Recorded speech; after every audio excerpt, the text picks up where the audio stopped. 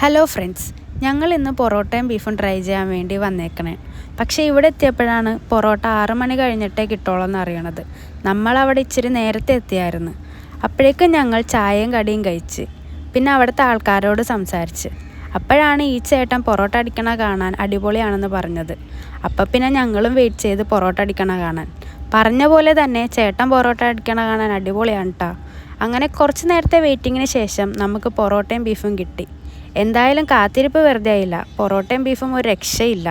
ഇവിടുത്തെ പൊറോട്ട കഴിച്ച പിന്നെ ഈ സ്പോട്ട് എൻ്റെ one of my favourite parotta സ്പോട്ടായി. അതുപോലെ തന്നെ അവിടുത്തെ സവാള വടയും ബീഫും ഞങ്ങൾ ട്രൈ ചെയ്തായിരുന്നു. അതും അടിപൊളി. രാവിലെ ഇവിടെ വന്നാൽ മട്ടൻ ചാപ്സൊക്കെ കിട്ടും.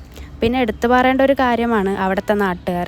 ഞങ്ങളെ ഭയങ്കര സ്നേഹത്തോടും പരിചയമുള്ള പോലെയാണ് പെരുമാറിയത്. നല്ല സ്നേഹമുള്ള നാട്ടുകാരാണ്. അപ്പോൾ ഈ സ്പോട്ട് എവിടെയാണെന്ന് കൊച്ചിക്കാർക്ക് പ്രത്യേകിച്ച് പറയേണ്ട ആവശ്യമില്ലല്ലോ. ഈ സ്പോട്ട് വന്നത് ചുള്ളിക്കൽ അമ്മായിമുക്കിലുള്ള മമ്മാലിക്കാൻ്റെ കടയാണ്. അപ്പോൾ അത്രേ ഉള്ളൂ. ബൈ.